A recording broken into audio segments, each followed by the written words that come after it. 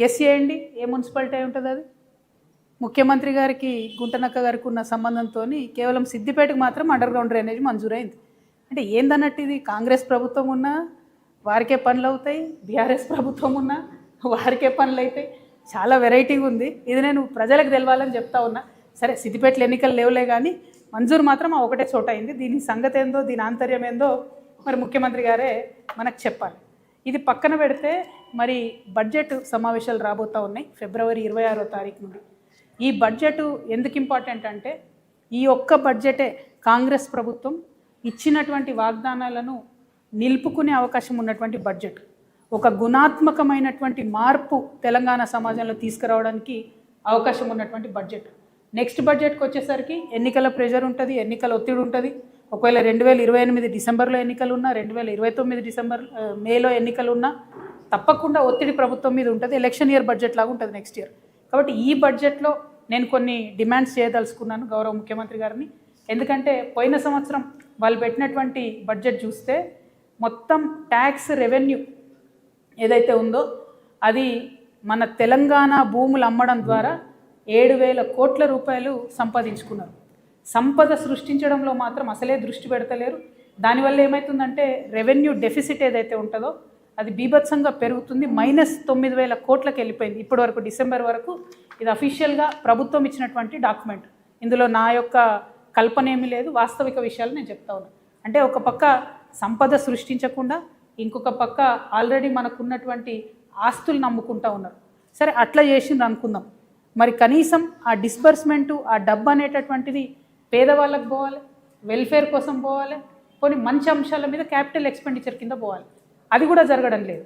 ఏదైతే వీళ్ళు పేదవాళ్లకు వెల్ఫేర్కి పెన్షన్కి పోయిన బడ్జెట్లో 1,21,000 కోట్లు పెడతామని చెప్పినరో దాంట్లో డిసెంబర్ వరకు కేవలం 55,000 కోట్లు మాత్రమే ఖర్చు చేయడం జరిగింది. అందుకే మనకు రావాల్సిన పెన్షన్లు వస్తలేవు, అందుకే మనకు రావాల్సిన నిండ్లు వస్తలేవు, అందుకే జరగాల్సినటువంటి అభివృద్ధి పనులు కానీ వెల్ఫేర్ పనులు కానీ జరగడం లేదు. అది కాకుండా ఏంటి, అప్పులు బీభత్సంగా అప్పులు తీసుకొస్తూ ఉన్నారు. ఇంకో పక్క చాలా పెద్ద ఎత్తున అంటే వాళ్ళ అంచనాలకు మించి 122% అప్పులు తీసుకురావడం జరిగింది.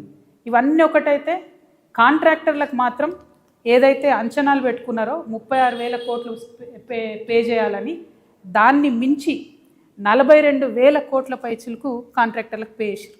అంటే సంక్షేమ పథకాలకేమో తక్కువ పే చేస్తున్నారు, వాళ్ళ కమిషన్లు వచ్చేదానికి మాత్రం ఎక్కువ పే చేస్తూ ఉన్నారు. ఈ డాక్యుమెంట్ అంతా కూడా నేను కూడా మీకు ప్రెస్ మిత్రులతో పంచుకుంటా. అంటే లాస్ట్ సంవత్సరం వాళ్ళు చెప్పినటువంటి బడ్జెట్లో డిసెంబర్ వరకు 9 నెలలు లెక్కేసుకుంటే ఇంకొక క్వార్టర్ మిగిలింది అనుకుంటే ఈ 9 నెలల్లో వాళ్ళు పేదవాళ్ళకు తగ్గిస్తున్నారు, పెద్దవాళ్ళకు డబ్బులు ఇస్తున్నారు, ఉన్న ఆస్తిని అమ్ముతున్నారు, కొత్త ఆస్తిని సృష్టిస్తలేరు. ఇటువంటి సందర్భంలో కూడా మరి వచ్చే బడ్జెట్ పోయినసారి బడ్జెట్ 3,04,000 కోట్లకు పెట్టిండ్రు. మరి ఈసారి బడ్జెట్ నేను అనుకోవడం ఇంకొక 25,000-30,000 కోట్లు పైచీలకు పెడతారేమో అని అనుకుంటున్నా. ఆ బడ్జెట్లో తెలంగాణ జాగృతి తరఫున మేము కొన్ని అంశాలను డిమాండ్ చేయదలుచుకున్నాం. ప్రధానంగా ఏంది అని అంటే కామారెడ్డి డిక్లరేషన్లో ఏదైతే బీసీలకు సంవత్సరానికి 20,000 కోట్లు ఇస్తామని చెప్పినారో ఆ 20,000 కోట్లు ఖచ్చితంగా బడ్జెట్లో పెట్టాలనేటటువంటిది మా మొదటి డిమాండ్.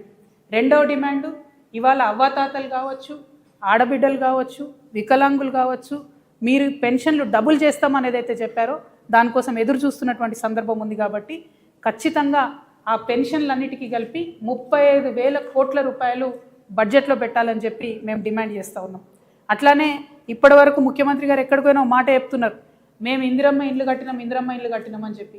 కానీ ఇవాళ మున్సిపల్ ఎన్నికలు జరుగుతున్న నేపథ్యంలో పట్టణ ప్రాంత ప్రజలకు నేను గుర్తు చేస్తూ ఉన్నా, పట్టణ ప్రాంతాల్లో ఉండే పేదవారికి గుర్తు చేస్తూ ఉన్నా.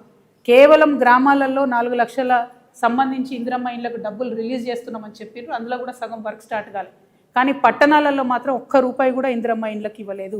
సో నేను డిమాండ్ చేస్తూ ఉన్నా, మీరు ఈ 26వ తారీఖు తర్వాత పెట్టే బడ్జెట్లో మీరు పేదవాళ్ళకి ఏదైతే ఇండ్లు 22 లక్షల ఇండ్లు కడతామని ఒక లక్ష్యం పెట్టుకున్నారో అది పూర్తి కావాలంటే ఈ సంవత్సరం 8 లక్షల ఇండ్లకు 25,000 కోట్ల రూపాయలు ఖచ్చితంగా బడ్జెట్లో పెట్టాలని తెలంగాణ జాగృతి తరఫున డిమాండ్ చేస్తూ ఉన్నాం. అట్లానే ఉద్యమకారులకు మీరు ఏదైతే మాట ఇచ్చారో 250 గజాల భూమి ఇస్తా అని చెప్పి ఆ మాటకు కట్టుబడి దానికి సంబంధించిన ప్రావిజన్స్ని ఖచ్చితంగా బడ్జెట్లో పెట్టాలని నేను డిమాండ్ చేస్తూ ఉన్నా. అమరవీరుల కుటుంబాలకు 25,000 రూపాయల పెన్షన్ ఇస్తామని మీరు ఏదైతే చెప్పారో దానికి సంబంధించినటువంటి ఒక అంశాన్ని బడ్జెట్లో చేర్చాలని నేను డిమాండ్ చేస్తూ ఉన్నా. ఆటో డ్రైవర్లకు 12,000 రూపాయలు ఏదైతే నెలకి ఇస్తామన్నారో దానికి సంబంధించిన అంశాన్ని బడ్జెట్లో పెట్టాలని నేను డిమాండ్ చేస్తున్నా. అట్లనే కళాకారులు, తెలంగాణ వ్యాప్తంగా ప్రతి గ్రామంలో కళాకారులు ఉన్నారు. మరి ఆ కళాకారులకు ఒక మంచి ప్రావిజన్ ఉంది. ఈ ప్రభుత్వం, రాష్ట్ర ప్రభుత్వం కళాకారులను గుర్తించి గుర్తింపు కార్డు ఇచ్చి 500 రూపాయలు ఇస్తే చాలు. కేంద్ర ప్రభుత్వం నుంచి 5,500 రూపాయలు వచ్చే పథకం ఉన్నది. దాన్ని అడ్వాంటేజ్ తీసుకొని రాష్ట్ర ప్రభుత్వం తక్షణమే కళాకారులకు గుర్తించి దానికి సంబంధించిన ప్రావిజన్ని బడ్జెట్లో పెట్టాలని నేను డిమాండ్ చేస్తూ ఉన్నాను. అట్లానే చేవెళ్ళ ఎస్సీ ఎస్టీ డిక్లరేషన్ ఉంది. దానికి సంబంధించి ఎస్సీ ఎస్టీలకు సంబంధించి బడ్జెట్లో ప్రావిజన్ పెట్టాలని చెప్పి నేను డిమాండ్ చేస్తున్నా. వరంగల్లో రైతు డిక్లరేషన్ ఉంది. దాని ప్రకారం మరి రైతులకు ఏదైతే మినిమం సపోర్ట్ ప్రైస్ పెంచడము, బోనస్కి సంబంధించిన అంశాలు అవి ఖచ్చితంగా మనము ఇవాళ బడ్జెట్లో పెట్టాలని చెప్పి నేను డిమాండ్ చేస్తూ ఉన్నా. రైతులకు సంబంధించి ఒక మాట దయచేసి మనందరం కూడా అర్థం చేసుకోవాలి. రైతులకు ఇస్తాం మేము రైతు భరోసా, రైతులతో పాటు కౌలు రైతులకు ఇస్తాం మేము రైతు భరోసా అని చెప్పి మాట ఇచ్చారు. ఇంతవరకు అది పూర్తి చేస్తలేదు. రైతులకు కౌలు రైతులకు కలిపి పెట్టాలంటే 25,000 కోట్ల రూపాయలు సపరేట్ హెడ్ కింద పెట్టాలనేది నేను డిమాండ్ చేస్తూ ఉన్నా. రైతు కూలీలకు ఏదైతే సంవత్సరానికి 12,000 రూపాయలు ఇస్తామన్నారో దానికి 10,000 కోట్లు అవుతుంది. అది కూడా బడ్జెట్లో పెట్టాలని నేను డిమాండ్ చేస్తున్నా. అన్నిటికన్నా మించి ఏంటంటే ఇవాళ ఆల్రెడీ ఫిబ్రవరి, యాసంగికి సంబంధించి ఇంతవరకు రైతు భరోసా రాలేదు. తక్షణమే రైతు భరోసా నిధులు విడుదల చేయాలని నేను ప్రభుత్వాన్ని డిమాండ్ చేస్తున్నా. మరి ఈ సందర్భంగా ఒక మాట ప్రజలందరికీ గుర్తు చేయాలి. నిన్న మొన్న రేవంత్ రెడ్డి గారు చాలా దగ్గర సభలలో ఒక మాట చెప్పారు. మేము రైతు రుణమాఫీ 100కు 100% చేసినామని చెప్పారు. చేయలే. మీరేం చేసిండ్రు? మొదలు మీ అంతటా మీరే ప్రభుత్వం నుంచి 44,000 కోట్లు అయితే రైతు రుణమాఫీ అవుతుందని చెప్పారు. కానీ చేసింది ఎంత? 21,000 కోట్ల రూపాయలు. కానీ క్యాబినెట్ డెసిషన్ చేసింది ఎంత? 28,000 crores. అంటే 28,000 కోట్లు రైతు రుణమాఫీ చేయాలని క్యాబినెట్ చెప్తే మీరు చేసింది 21 కోట్లు. పైగా ముఖ్యమంత్రి గారు ఏమాత్రం మొహమాటం లేకుండా నేను 100% రుణమాఫీ చేసిన అంటారు. నేను ముఖ్యమంత్రి గారికి ఛాలెంజ్ విసురుతా ఉన్నా. మీ మహబూబ్ నగర్ పోదామా, మా నిజామాబాద్ వస్తారా, లేకపోతే హైదరాబాద్లో సెక్రటేరియట్కి మమ్మల్ని రమ్మంటారా? జాగృతి వల్ల వస్తాం. రుణమాఫీ కానీ రైతులందరినీ తీసుకొని వస్తాం. ఖచ్చితంగా మీరు 50% మంది రైతులకు రుణమాఫీ చేయలేదు. ప్రతి జిల్లాలో ప్రతి చోట ఎక్కడికి పోయినా రైతులు బాధపడతా ఉన్నారు. నిజంగా మీకు చిత్తశుద్ధి ఉంటే ఆ ఏదైతే మిగతా 50% మందికి రుణమాఫీ కాలేదో ఈ బడ్జెట్లో పెట్టి రుణమాఫీ చేయండి. ఎగ్గొట్టకండి దయచేసి రైతులకు. రైతన్నలు ఇబ్బందిలో ఉన్నారు. ఇప్పటికే మీరు యూరియా కూడా ఇవ్వలేని పరిస్థితులలో, మేనేజ్ చేయలేని పరిస్థితుల్లో రైతులు ఇబ్బంది పెడుతున్నారు. ఇది కరెక్ట్ కాదు. ముఖ్యమంత్రి గారు నిజాలు చెప్పండి ఇప్పటికన్నా అని చెప్పి మేము వారికి హెచ్చరిక చేస్తూ ఉన్నాం. అదేవిధంగా విద్యార్థులకు సంబంధించి ఫీ రియంబర్స్మెంట్ 11,000 కోట్లు బకాయిలు ఉన్నాయి. నేను పదే పదే చెప్తూ వచ్చాను. ఈ ఫీ రియంబర్స్మెంట్ డబ్బులు ఇవ్వకపోతే అందరికన్నా ఎక్కువ బాధపడేది మా ఆడబిడ్డలు. ఆడపిల్లలు చదువు అనిపించి ఇంట్లో కూర్చోబెడతారు. కాబట్టి రిక్వెస్ట్ చేస్తూ ఉన్నాం, మేము రాష్ట్ర ప్రభుత్వాన్ని డిమాండ్ చేస్తూ ఉన్నాం. 11,000 కోట్లు వన్ టైం మీరు ఫీ రియంబర్స్మెంట్ ఇవ్వండి. ఇచ్చి తర్వాత మంత్లీ ఇస్తారా, క్వార్టర్లీ ఇస్తారా, ఒక క్యాలెండర్ ఇవ్వండి. కానీ ఇవ్వండి. ఇబ్బంది అవుతుంది విద్యార్థులకు. చిన్న విద్యా సంస్థలు మూతపడిపోతున్న పరిస్థితి ఉంది. కాబట్టి 11,000 కోట్లు ఫీ రియంబర్స్మెంట్ ఇవ్వాలని చెప్పి నేను డిమాండ్ చేస్తూ ఉన్నా. ఈ ఆర్టీసీ కార్మికులకు సంబంధించి నిన్న మళ్ళీ ముఖ్యమంత్రి గారు అబద్ధం చెప్పారు. 50,000 మంది కార్మికులు ఉన్నారని చెప్పారు. దారుణం ఏంటంటే తెలంగాణ రాకముందు 52,000 మంది కార్మికులు ఆర్టీసీలో ఉంటే 10 ఏళ్ళ బీఆర్ఎస్ 2 ఏళ్ళ కాంగ్రెస్ కలిసి ఇప్పుడు అది 32,000 మందికి వచ్చింది. అంటే 20,000 మందిని ఫోర్స్ చేసి ఉద్యోగాలు మాన్పించారు ఆర్టీసీ వాళ్ళను. వీఆర్ఎస్ ఇచ్చిరు, రకరకాల ఇబ్బందులు ఇచ్చిరు. 10 రూపాయలు టికెట్ కొట్టకపోతే కండక్టర్లు తీసేసినటువంటి పరిస్థితులు చాలా ఉన్నాయి. ఇప్పుడున్నటువంటి పరిస్థితుల్లో మొన్న జగిత్యాల్లో ఒక ఎగ్జాంపుల్ జరిగింది. ఒక బస్సులో 170 మంది ఎక్కిరు ఫ్రీ బస్సు పెట్టిన తర్వాత. వెనుక 2 టైర్లు ఊడిపోయినాయి. దేవుడి దయ వల్ల ఏం పెద్ద ప్రమాదం జరగలేదు. కానీ కండక్టర్ సస్పెండ్ చేస్తారు ఇట్లాంటి ఇన్సిడెంట్స్. ఏం చేస్తాడు కండక్టరు, డ్రైవరు? మీకుండాల చిత్తశుద్ధి. ఆర్టీసీని దయచేసి రాష్ట్ర ప్రభుత్వంలో విలీనం చేయాలి. ఆ ప్రక్రియను ప్రారంభించాలి. ఎట్ ద సేమ్ టైం మీరు ఏదైతే ఎలక్ట్రిక్ బస్సులు పెడతామంటున్నారో ఆలోచన మంచిదే. కానీ ఆ పెట్టే ప్రతి ఎలక్ట్రిక్ బస్సులో మా ఆర్టీసీ అన్ననే డ్రైవర్గా ఉండాలి, ప్రైవేట్ వాళ్ళు ఉండడానికి వీలు లేదు. ఆ విషయాన్ని పాటించకుండా ప్రభుత్వం ఆర్టీసీకి ద్రోహం చేస్తున్నది.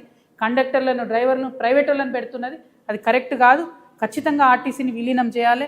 కార్మికుల యొక్క ఉపాధిని కాపాడాలని చెప్పి నేను ముఖ్యమంత్రి గారికి డిమాండ్ చేస్తూ ఆర్టీసీ విలీన ప్రక్రియలను ఇప్పటి బడ్జెట్లో ప్రస్తావించాలని చెప్పి నేను డిమాండ్ చేస్తూ ఉన్నాను. అదేవిధంగా మహిళలకు ఏదైతే 25,000 ఇస్తామన్నారో దానికి సంబంధించి ఇంతవరకు ఊసలేదు. మా ఆడబిడ్డలకు ఏదైతే స్కూటీ ఇస్తామన్నారో దానికి సంబంధించి ఇంతవరకు ఊసలేదు. అదేవిధంగా మన తులం బంగారం ఏదైతే ఆడబిడ్డలకు ఇస్తామన్నారో దానికి సంబంధించి ఊసు లేదు. కాబట్టి ఈ బడ్జెట్లో మా ఆడబిడ్డలకు మీరు ప్రామిస్ చేసినటువంటి 2500 స్కూటీ, తులం బంగారం వీటికి సంబంధించిన ప్రావిజన్ పెట్టాలని నేను డిమాండ్ చేస్తూ ఉన్నాను.